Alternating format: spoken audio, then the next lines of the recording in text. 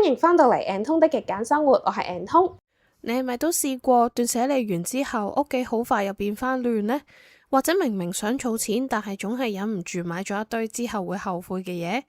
其實問題可能唔係你唔夠勤力，而係你大腦入面嘅公式未更新啊！今日呢個合集呢，我特別揀咗3條精華嘅影片，同你由心理層面出發，識穿商家嘅銷售圈套，重新審視翻精緻窮嘅陷阱，最後會話你知點樣透過簡單生活真正變得富有。呢3條片呢，雖然係我之前嘅作品，咁但係入面講嘅心法呢，到今日呢都依然非常有用嘅。如果你都想喺2026年嘅下半年徹底改變你嘅生活狀態，唔再俾物欲支配嘅話呢，就請你用少少時間一齊嚟溫故知新啦。咁今日咧就想同你哋傾一個比較特別啲嘅話題，就係銷售手法啦。咁其實咧過去5-6年咧，我嘅正職咧一路都係做緊一啲 B to B 嘅銷售啦，即係企業對企業嘅銷售。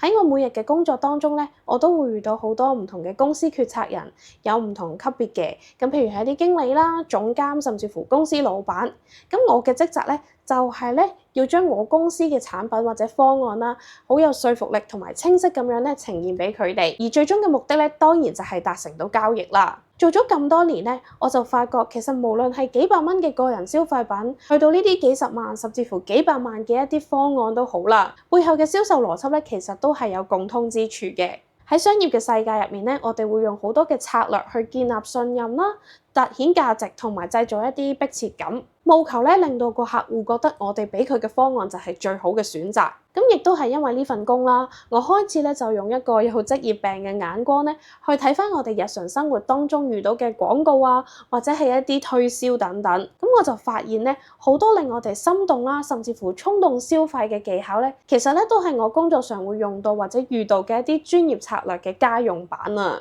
咁所以今日咧，我就想用一個 B to B sales 嘅身份啦，去同大家拆解返一啲你同我每日都會遇到或者係用到嘅一啲銷售手法。咁當你了解到背後嗰個原理嘅時候咧，你就可以更加冷靜、更加理性咁樣去分析，到底你係真係需要啊，定係被說服到你覺得自己需要。咁學識咗點樣去破解呢啲銷售手法咧，其實都係一種生活上嘅極簡，幫你咧去過濾返雜訊，守住你嘅荷包，同埋做出一啲更加精明嘅決策。喺影片正式開始之前咧，希望大家可以俾個 like 個條片 ，subscribe 我個 channel， 撳埋隔離嘅鐘仔，咁我下次有新片嘅時候，你就會第一時間收到通知㗎啦。另外我都開通咗 Instagram 嘅，希望大家順手 follow 埋啦。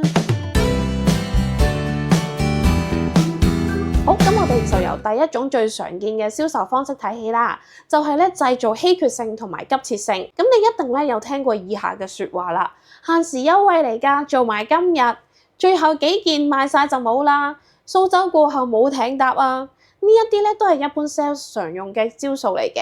咁我哋咧係會利用人害怕錯失機會呢個 FOMO 嘅心態，即係 Fear of Missing Out。一個錯失恐懼症啊！咁當你見到咧網頁上面有一個倒數計時器，又或者係庫存緊張嘅一個告示嘅話咧，你就會產生咗一種而家唔買就蝕底啦嘅錯覺，咁就催促你咧快啲去做出一個購買嘅決定。例如啦，喺啲網上購物平台成日都見到一啲限時優惠啊，又或者係航空公司嗰啲最後幾張特價機票，再唔係咧就係一啲課程招生嘅早鳥優惠等等，都係呢一種手法嘅變奏體。佢哋嘅目的咧，都係要你喺冇足夠時間去思考嘅情況底下，做出呢一個購買決定，衝動消費嘅。咁我哋可以點樣去對抗呢？首先啦，你就要問自己3個問題。第一個就係我係咪真係需要佢呢？第二個就係我係咪而家就需要佢呢？第三個就係呢個優惠係咪真係獨一無二呢？好多時啦，所謂限時限量只係一啲銷售嘅手段，你可以俾一個冷靜期俾自己啦，唔好俾呢啲倒數計時器又或者係最後幾件嘅字眼嚇到。真正有價值嘅嘢咧，係唔會因為時間而消失嘅。你可以等多幾個鐘，甚至乎1日、一個禮拜，睇下自己係咪都仲係咁想買。咁同埋最後啦，你可以花啲時間去做一啲研究同比較，你就會發現咧，好多時嗰啲限時優惠就會過一排咧，用其他唔同嘅名義再推出翻，甚至乎咧，你可能會揾到其他商家有一啲更加好嘅選擇啊！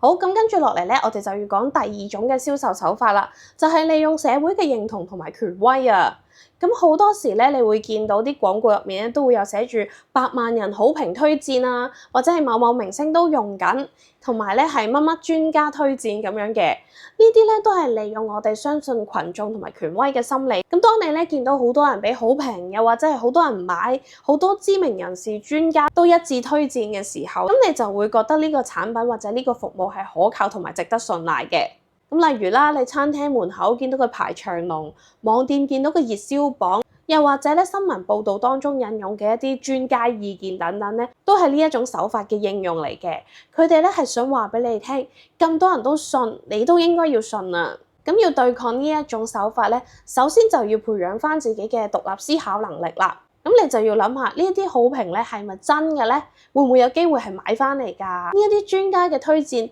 係咪有客觀咧？佢哋會唔會收咗錢㗎？咁另外咧就係要諗一諗係咪適合自己咧呢個產品。就算係好多人都推薦呢個產品，咁呢一個服務或者呢個產品又係咪真係適合我咧？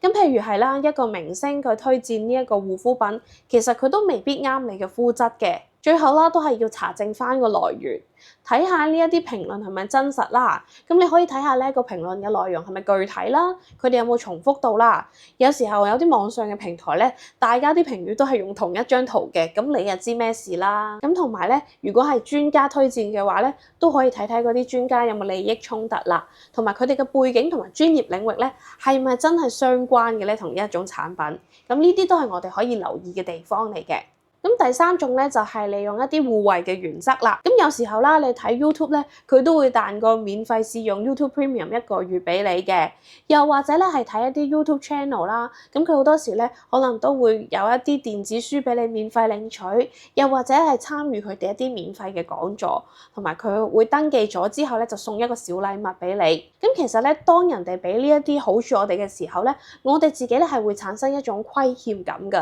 覺得咧係應該要回報佢哋嘅。咁 sales 好多時就會利用呢一點啦，先俾一啲免費嘅嘢俾你，令到你產生咗好感，跟住咧就更加容易咧去接受佢哋其他嘅產品或者服務啦。譬如咧係一啲超市嘅試食啊，或者係美容療程嘅試做，一啲手機 app 嘅免費試用期等等。咁其實咧佢哋都係用緊呢種方法嘅。佢哋咧就希望你因為接收咗佢哋呢一啲好意啦，而對佢哋嘅產品或者服務咧產生一啲好感。甚至乎咧，你會覺得唔買就唔好意思。咁我哋要應對呢一招嘅話咧，首先咧，你都要區分返個價值嘅。你可以多謝佢哋嘅贈與，但係咧，你都要區分清楚免費嘅價值同埋付費產品嘅價值。免費嘅嘢咧係試用，唔代表你一定要買嘅。咁我哋咧就要理性咁樣去評估啦，唔好因為接受咗呢一啲小恩小惠咧，就覺得非買不可啊！你要咧去評估返呢個產品啦，或者呢個服務咧，佢本身係咪真係解決咗你而家有嘅問題？係咪真係物有所值咧？咁例如啦，免費試用期過後，呢一個服務嘅月費，你又係咪真係負擔得起，同埋真係需要咧？咁最後啦，就係你要設定返個界線。要享受免費嘅資源得嚟咧，唔好令自己陷入一個被動嘅狀態。你係可以禮貌咁樣去拒絕咗呢一啲推銷㗎。咁第四種手法咧就係損失規避啊，即係 loss aversion。咁好多時咧，你會聽到話女人唔保好易老㗎，又或者係咧你錯過咗今次嘅投資機會咧，你就錯過咗賺100萬嘅機會啦。咁人類咧其實對於損失咧，佢嘅感受係大過你獲得嘅感受。咁所以咧啲 sales 通常都會強調返，如果你唔採取一啲行動，你就會失去咗一啲乜嘢，或者面臨一啲咩嘅風險。咁佢咧就唔會話你因為做咗呢啲行動而獲得咗啲乜嘢咁樣嘅。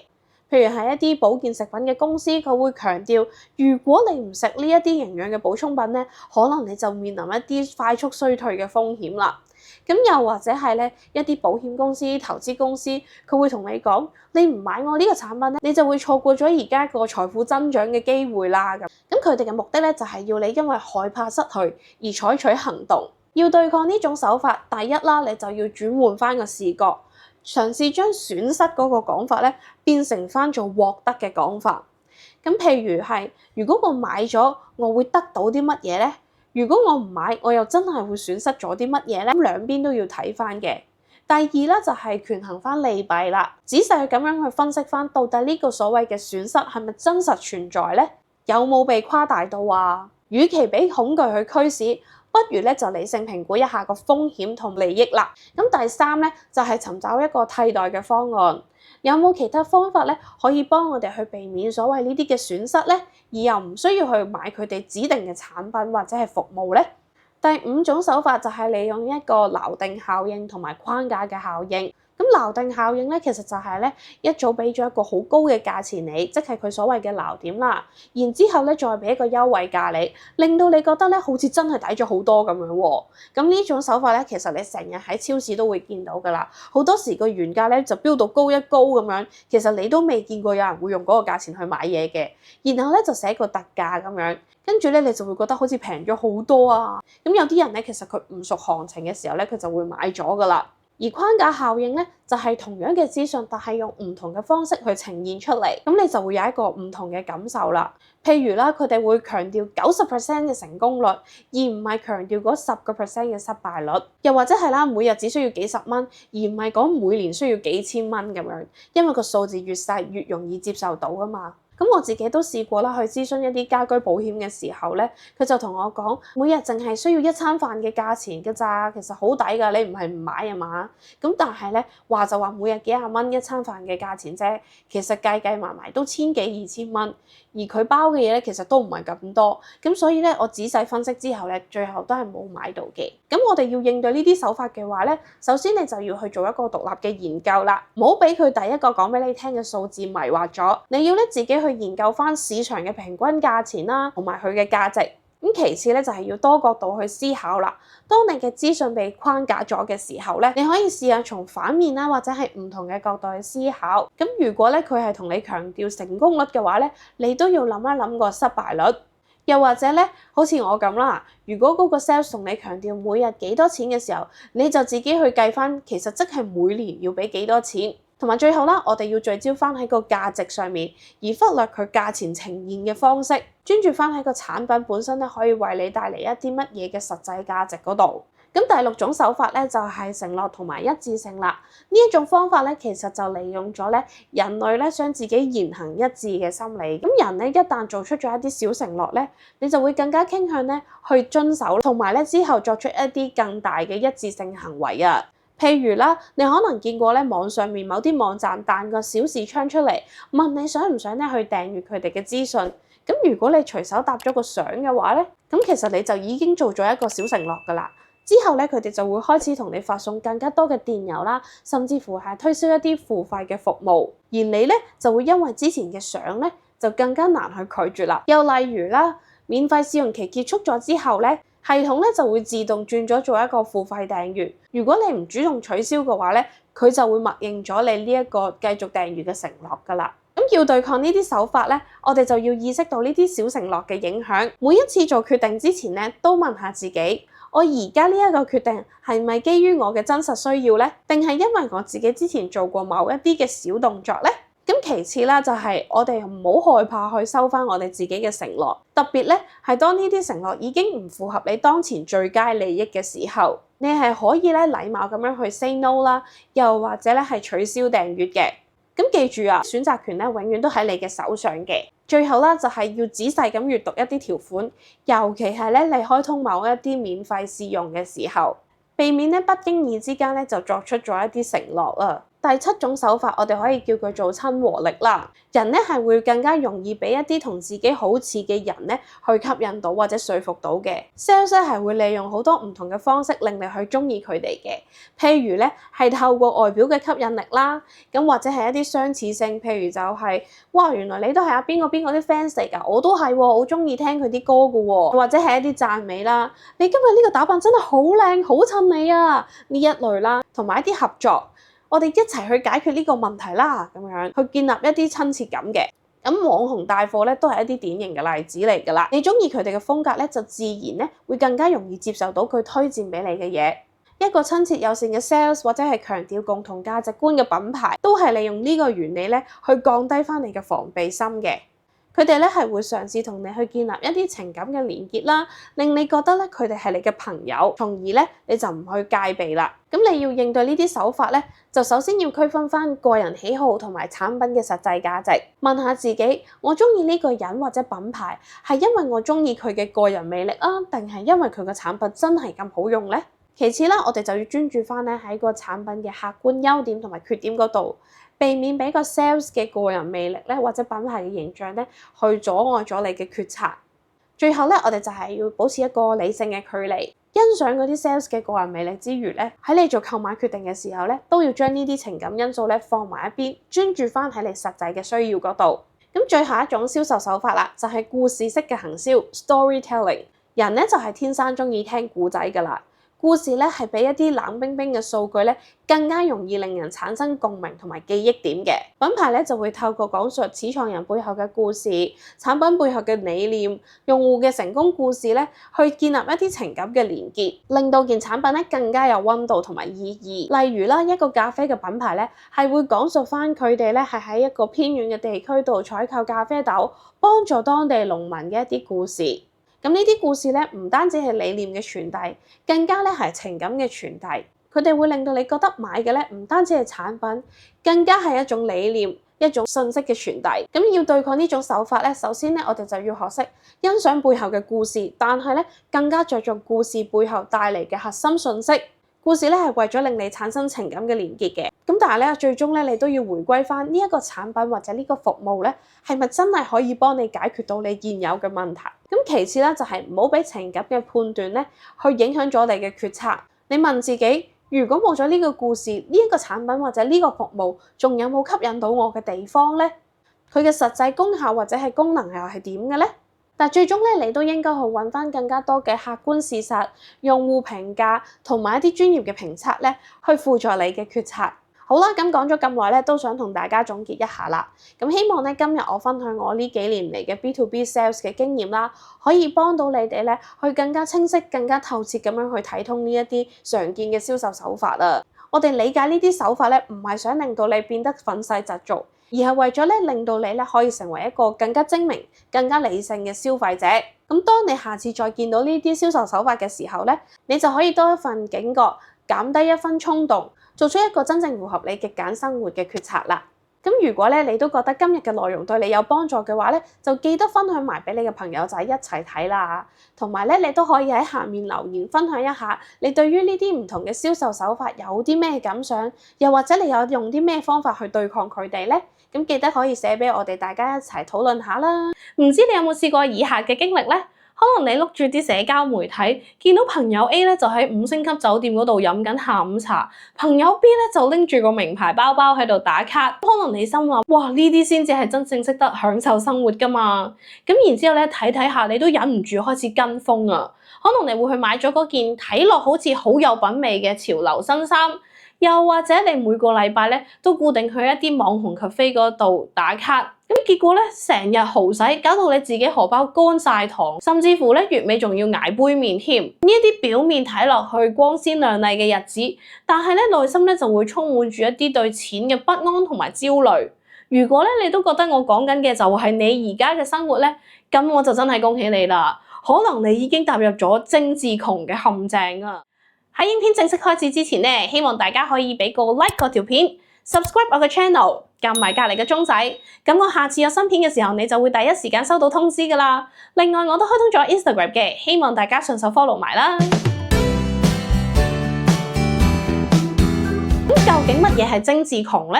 佢唔係指你買唔起呢啲奢侈品，而係指你咧為咗追求一種表面上嘅精緻生活，不惜咧去使咗一啲超過你能力範圍嘅錢，最終搞到自己財政緊張，甚至乎係負債累累嘅狀態啊！咁呢一種嘅精緻咧，通常咧就係體現喺一啲睇落去提升生活品質，但實際咧唔係必須嘅一啲消費上邊。例如啊，可能你每日都要飲個 Starbucks 或者一啲精品嘅咖啡，即使咧你公司有咖啡機，又或者你知道便利店嘅咖啡咧係平啲都好，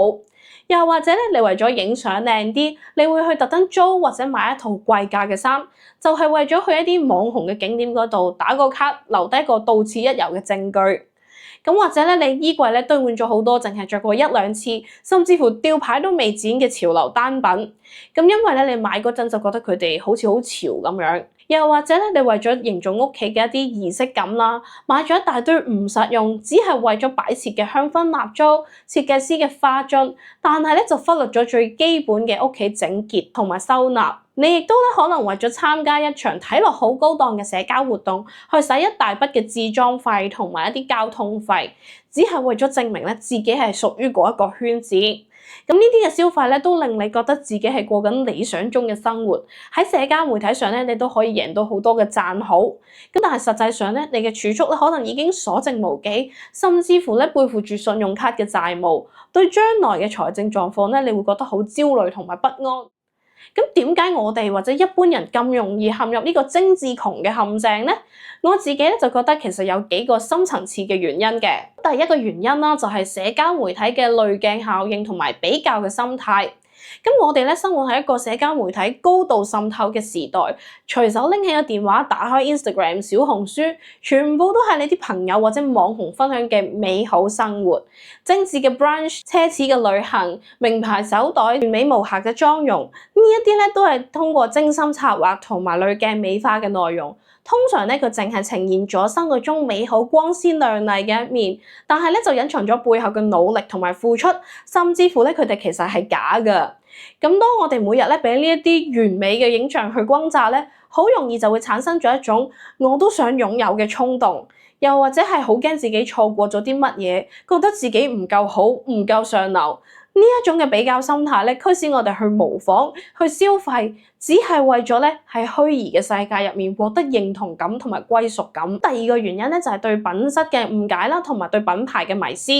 好多人咧就將貴等於好，將名牌就等於品質保證，但係真正嘅品質咧應該係耐用啦、實用同埋符合你嘅需要，而且咧能夠長期咁樣為你帶嚟價值。一件精美設計、質料好嘅平價衫咧，可能佢會比一件淨係因為品牌而貴、唔適合你、唔襟着嘅奢侈品咧更加有價值。咁我哋咧就成日為咗追求品牌嘅溢價，而忽略咗咧物品本身嘅實用性、耐用性，同埋係咪真正符合自己嘅生活方式。咁呢一種嘅迷思咧，就令到我哋喺不自覺嘅當中咧，為品牌嘅故事同埋佢嘅 marketing 策略去埋單，而唔係為咗真正嘅品質。第三個原因咧，就係對儀式感嘅過度追求同埋表演性消費。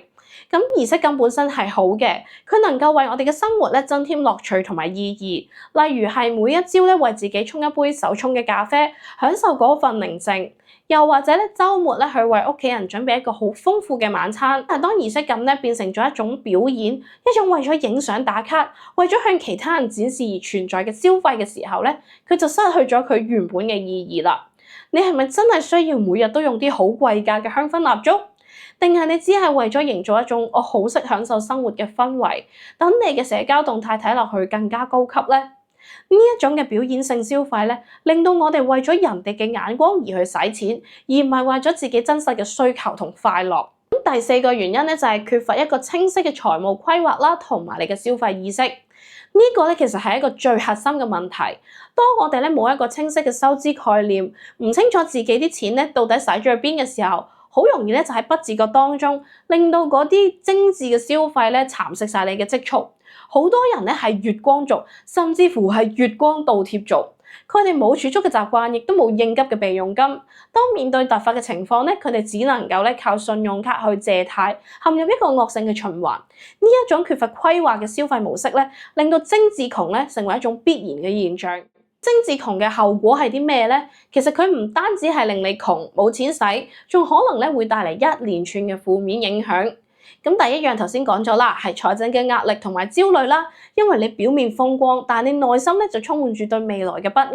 擔心啲突發情況，甚至乎咧會影響埋你嘅睡眠質素。咁第二樣咧就係本末倒置，浪費咗你真正成長嘅機會。為咗追求一啲表面嘅精緻，犧牲咗更加重要嘅財政自由、安全感，甚至乎係個人成長嘅機會。你可能咧錯過咗投資自己學習新技能嘅機會，只係因為咧你將啲錢使咗喺一啲不必要嘅消費上面。咁第三樣咧就係成為消費主義嘅奴隸，你會咧不停咁樣去追逐一啲新產品、新潮流，陷入咗一個永無止境嘅慾望循環，永遠咧都唔會覺得滿足啊。咁第四樣咧就係人際關係嘅壓力啦。你可能咧會因為錢嘅問題同屋企人或者伴侶產生摩擦，甚至乎為咗維持精緻嘅形象咧，而唔敢向朋友去坦白你嘅財政狀況。咁第五樣咧就係自我價值觀嘅扭曲啦，將自己嘅價值啦同埋所擁有嘅物質咧畫上一個等號。一旦咧冇辦法維持精緻嘅形象咧，咁就會感覺到自卑同埋失落啦。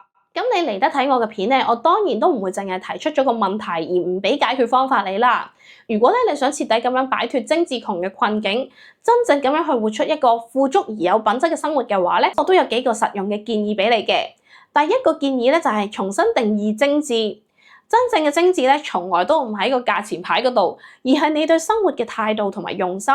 具體咧係體現喺以下幾個方面嘅。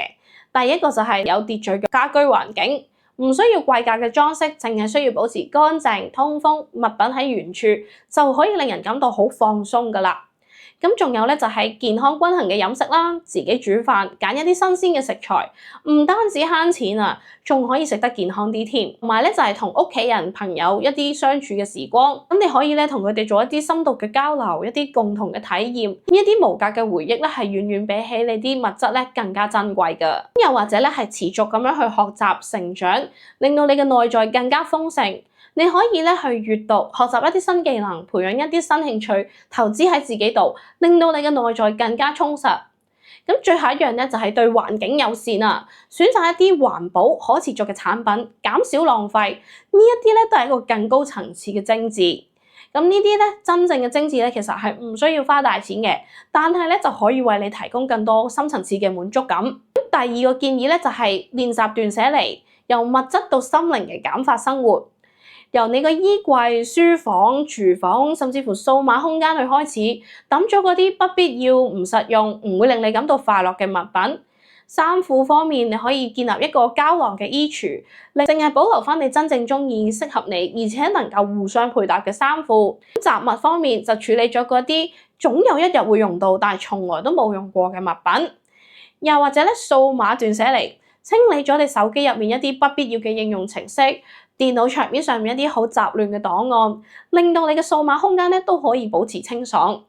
當你咧減少咗物品嘅數量，你就會發現咧自己對物質嘅追求咧都隨之而降低。當你咧唔再俾過多嘅物品擋住，你就可以更加清晰咧去了解到自己真正需要啲乜嘢，亦都可以騰出更多空間同埋時間俾真正重要嘅人同事。第三個建議就係精準購買，每一分錢咧都用喺刀口上面。咁呢一個咧都係我一直強調嘅重點，亦都咧係擺脫精緻窮嘅關鍵。喺買任何嘢之前咧，都問自己3個問題先：我係咪真係需要佢咧？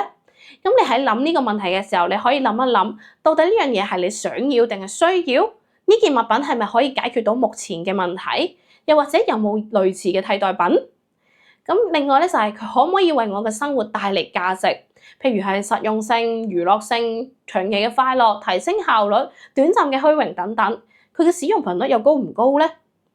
咁第三個問題咧就係我有冇更好嘅替代方案啊？譬如係我用一次嘅話，我就可以租啦，又或者係買二手啦、DIY， 甚至乎用一啲現成嘅物品咧自己去升級改造。再唔係咧就等到有大減價嘅時候先至買。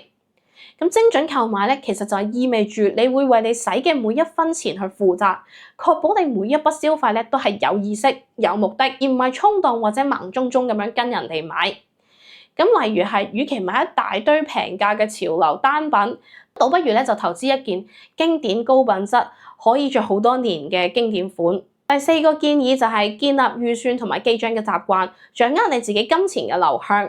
咁呢個咧亦都係最實際同埋最基礎嘅一步。清晰咁樣知道你自己嘅收入同埋支出咧，設定返每個月嘅消費上限。咁你可以選擇一個適合你嘅記帳方法啦。譬如我嘅話咧，我就會用手機一啲 app 去記低我嘅支出啦。咁又或者你可以用一啲 Excel 傳統嘅筆記本都可以嘅。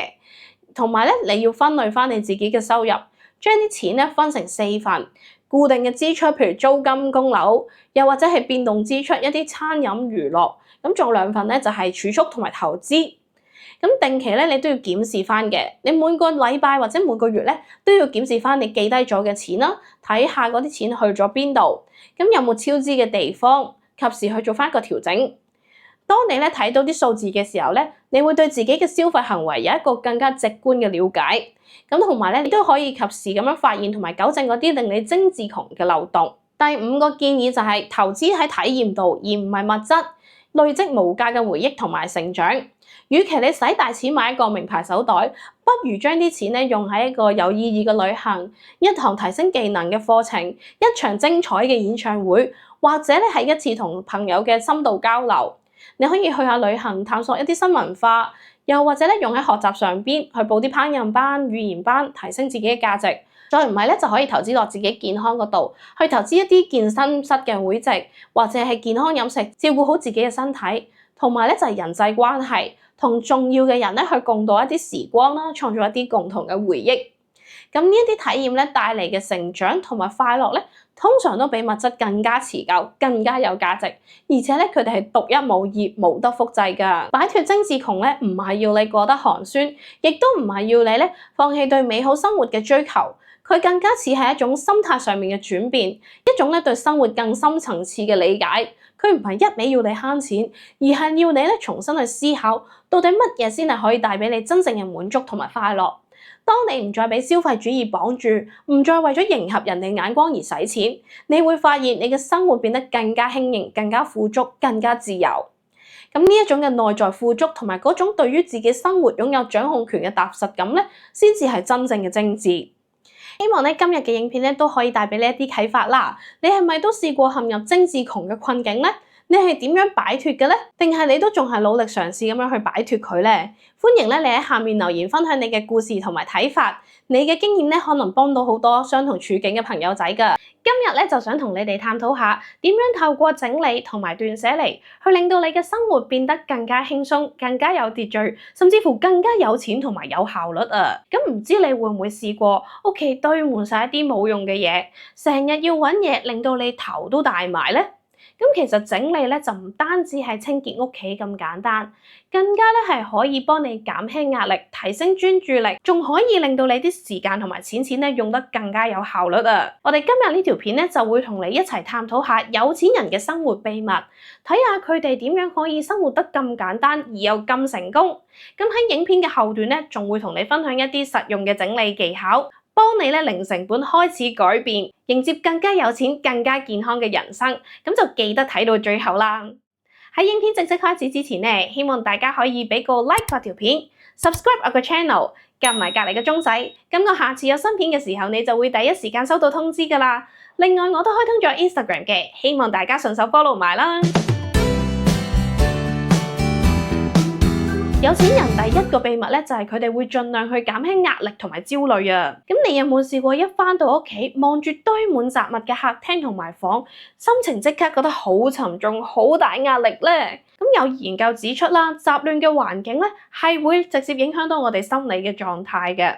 咁亂糟糟嘅屋企咧，就會令到人哋覺得好煩躁、壓抑，甚至乎產生一啲焦慮嘅感覺啊！普通人咧好多時候就會習慣咗呢一種亂啊。咁但係呢一種嘅習慣咧，正正係反映咗一種貧窮思維，容忍混亂，忽視咗環境對心理嘅影響。咁佢哋可能會因為忙啦，或者係懶啦，就唔願意去花時間整理，甚至乎覺得反正我一日都唔係好多時間留喺屋企啫，亂啲都冇所謂啦。結果屋企咧就會越堆越多雜物，無形中令到心靈嘅負擔越嚟越重啊！咁有錢人咧就完全唔同啦，佢哋清楚明白到一個乾淨整潔嘅環境咧係可以帶嚟心靈上嘅自由啦，同埋放鬆嘅感覺。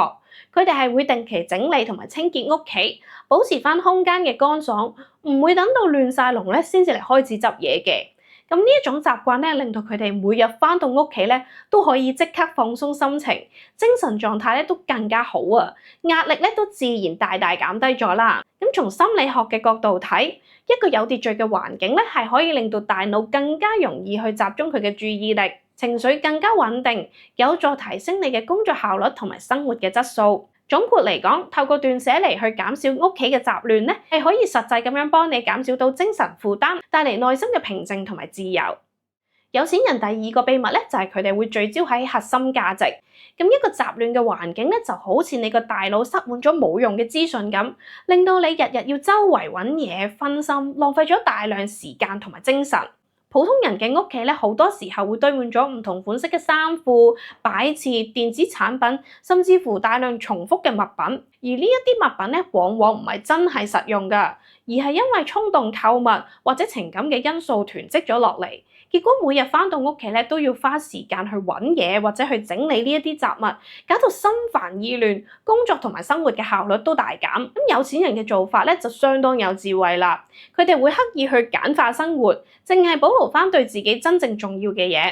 好似 Facebook 嘅創辦人 Mark Zuckerberg 咁啦，佢每日咧都着同一款嘅 T-shirt。目的咧就係減少決策疲勞，將啲精神同埋時間咧集中喺事業同埋人生嘅目標上邊。咁佢哋嘅屋企咧係會保持極簡，冇多餘嘅干擾，令到思考咧更加清晰，專注力更加集中。呢一種嘅生活哲學咧，幫助佢哋將時間同埋金錢咧運用得更加有效率，避免咗一啲不必要嘅物品咧分散咗佢哋嘅注意力。簡單嚟講，聚焦喺核心價值咧，就係學識篩選同埋去取捨，將生活真正重要嘅嘢咧擺喺第一位。有錢人第三個秘密咧就係優化資金分配。普通人好多時候會俾節日促銷一啲折扣吸引咗，經常去衝動購物，結果咧就買咗好多重複或者根本用唔着嘅物品。好多人可能會因為一啲買一送一或者限時優惠而買多咗件衫、廚具或者電器，但實際上咧佢哋唔係真正需要呢啲物品嘅。咁樣嘅購買行為咧，唔單止係浪費咗你啲錢啊，仲會令到屋企咧堆滿晒一啲冇用嘅嘢，成個空間咧就越嚟越亂。相反咧，有錢人咧就非常之咁理性同埋謹慎啦。佢哋對於自己嘅財務狀況咧有一個清晰嘅認知，知道使錢嘅目的咧就係為咗增值自己或者提升生活質素，而唔係去追求一啲短暫嘅滿足感。好似巴菲特啦，佢一生咧過得好簡樸，佢唔會為咗虛榮咧而買一啲奢侈品，而係將啲資金咧投入喺教育、健康、家庭同埋慈善等等嘅一啲長遠價值比較高嘅領域。佢哋喺消費之前咧都會深思熟慮，諗一諗呢件嘢到底係咪真係有價值咧？佢會唔會幫我達成到目標？而如果個答案係否定嘅話咧，佢哋就唔會買噶啦。呢一種理性消費嘅習慣咧，幫佢哋節省咗大量嘅資金，令到佢哋咧可以將啲資源用喺真正有用嘅地方，生活咧都更加有秩序同埋自由。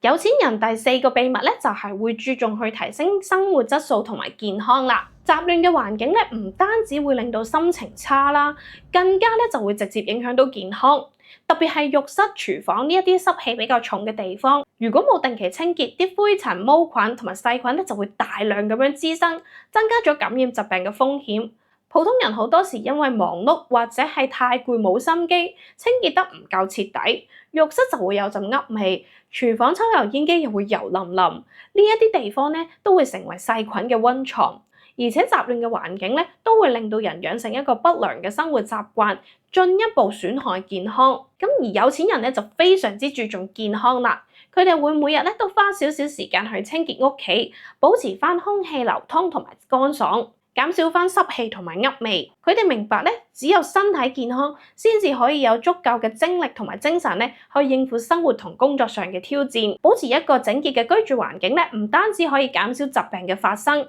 更加咧可以提升整體嘅生活質素。斷捨離咧，正正係幫你打造健康生活環境嘅第一步，令你咧可以擁有一個更清晰嘅頭腦同埋更健康嘅體魄。而有錢人最後一個秘密咧，就係佢會深化自我認識。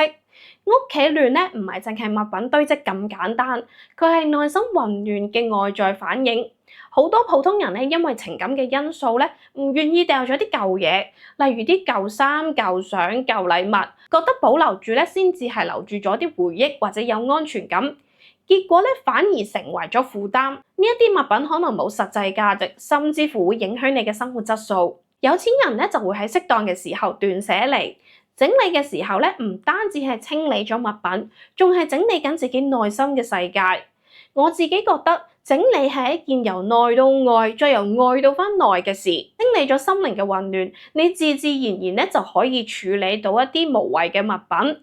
而擺脫咗對物質嘅執着咧，你先可以揾翻你真正嘅自己。有錢人透過減少冇用嘅物品，更加明確知道自己想要嘅生活，知道自己嘅價值同埋目標，唔會俾外在嘅誘惑同物質牽制住，可以專注喺真正人生重要嘅方向。綜合以上5點，我哋可以清楚了解到，有錢人之所以有錢，係因為佢哋可以透過極簡、乾淨、高效嘅家庭環境，培養清晰嘅思考同埋健康嘅生活態度。佢哋會減少冇用嘅物品，淨係保留真正需要嘅嘢，重視核心目標同埋清潔乾淨嘅環境。每日清理廚房同埋浴室，預防疾病，保持空氣流通同埋乾爽，亦都保持良好嘅睡眠環境，提升返休息嘅質素，將物品妥善收納，令到生活嘅空間光猛明亮舒適。呢啲習慣咧唔需要好多錢，亦都唔需要好多時間，就算係我哋呢啲普通人咧都可以輕鬆咁樣模仿得到。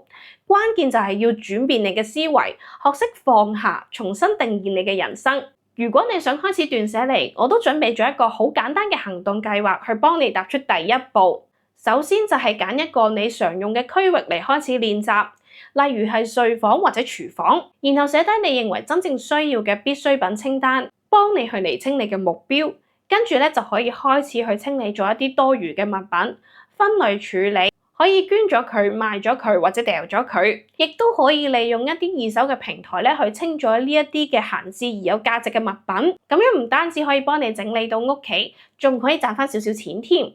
以後買嘢之前咧都要問自己一句：我到底係咪真係需要呢一樣嘢咧？盡量選擇一啲高品質同埋襟用嘅物品，唔好淨係一味追求潮流或者係平。咁最後咧就係要養成每日花10分鐘去清潔你嘅屋企嘅習慣，慢慢咧去提升你嘅生活效率同埋質素。呢個過程咧唔單止係整理屋企，更加咧係一段學習放下嘅旅程。當你開始處理一啲唔需要嘅嘢，你會發現人生真正嘅重要嘅咧係健康、家庭同埋你嘅夢想。希望咧你都快啲開始嘗試下呢個方法，感受放下所帶嚟嘅自由同埋清晰。你嘅生活咧亦都會因為咁樣而更加輕鬆、更加有秩序，甚至乎更加有價值。如果你都覺得今日呢條片有用嘅話咧，就記得分享埋俾你嘅朋友仔啦。亦都好歡迎你喺下面留言話我知你嘅整理故事，或者你最近遇到嘅一啲困難，我哋大家交流一下啦。今日咧就講到呢度先啦，我哋下星期二再見啦，拜拜。